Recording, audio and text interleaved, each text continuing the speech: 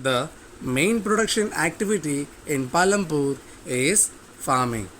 Over 75% of the working population in Palampur is engaged in farming. This includes farmers and farm laborers. The welfare of the farming community is directly dependent on farm production. The more production, the happier the farmers and the farm laborers. So, how do we increase farm production? Well, there are two ways for doing it. One way to increase farm production is to increase land area under cultivation. The other way to increase farm production is to adopt method that allow you to grow more crops on the same land. Let's explore both of these possibilities. Let us start with the possibility of increasing the land resources for cultivation. Land is a limited resource. We require land not just to grow crops but to build houses, industries, public gardens, schools and hospitals, etc. Thus, it is difficult to increase land area under cultivation. The only way to increase land under cultivation is to convert wasteland into cultivable land. However, wasteland is also limited. So this method can only increase farmland limitedly. What is true of a Palampur is largely true for every village in India. Let's observe in this graph how total land under cultivation in India increased only limitedly between 1950 and 1970. Between 1970 and 2000, the land area under cultivation remained unchanged. Note that the land area in table is mentioned in million hectares. Hectare is the standard unit of measuring the land areas and is equal to the area of a square having side of 100 meters. Thus, 1 hectare is equal to 10,000 square meters. Since we cannot substantially increase the land area under cultivation, let us see how we can grow more crops on the same land to increase farm production. You can grow more crops on the same land in two ways. You can either adopt multiple cropping or use modern farming methods. Let us discuss both these ways in detail. Let us start with multiple cropping. Farmers in Palampur grow jowar and bajra during Kharif season. These crops are used as cattle food.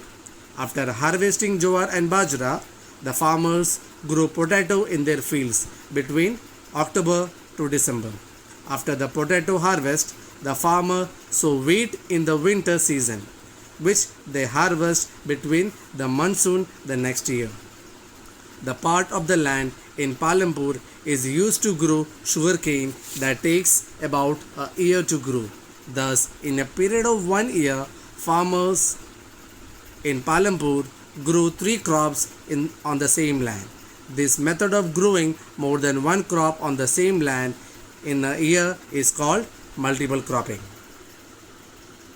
Farmers in Palampur can grow multiple crops in a year because they are not dependent on rains for irrigation. They have access to electrical power tube wells to irrigate their fields.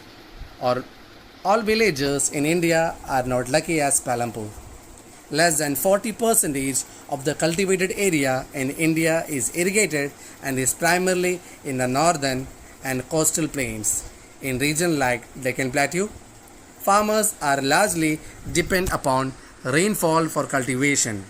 Now, let us learn about how modern farming helps to increase farm production and how these methods are different from traditional methods of cultivation. Before we proceed, let's understand how farm production is measured. Farm production is measured as yield, it means production, which is the total quantity of a crop produced in a piece of land in a year. To the 1960s, crops were grown using traditional seeds that required less irrigation and grew well with natural manure made from cow dung. Traditional farming is less expensive as the farmer does not have to buy too many things, but it produces a lower production of crop. The Green Revolution in 1960s introduced modern farming methods that used hybrid seeds like HIV seeds that required a lot of water, chemical fertilizers and pesticides. Modern farming is very expensive as the farmer had to purchase many things like hybrid seeds, fertilizers and pesticides, and also had to pay for the electricity and the installation of tube wells. However, the crop production was very high as compared to the traditional production. With increasing production, big farmers invested in farm machinery like tractors and harvesters. These machines speeded up the work but increased the farmer expenditure on fuel and maintenance. The high yield seeds used in the modern farming produce more grain on each plant as compared to the traditional seeds. This is how farmers got higher production through modern farming. Farmers in Punjab, Haryana, and Uttar Pradesh were the first to adopt modern farming methods in India, and their production got more than double. The Green Revolution in India was more successful for some crops than the others.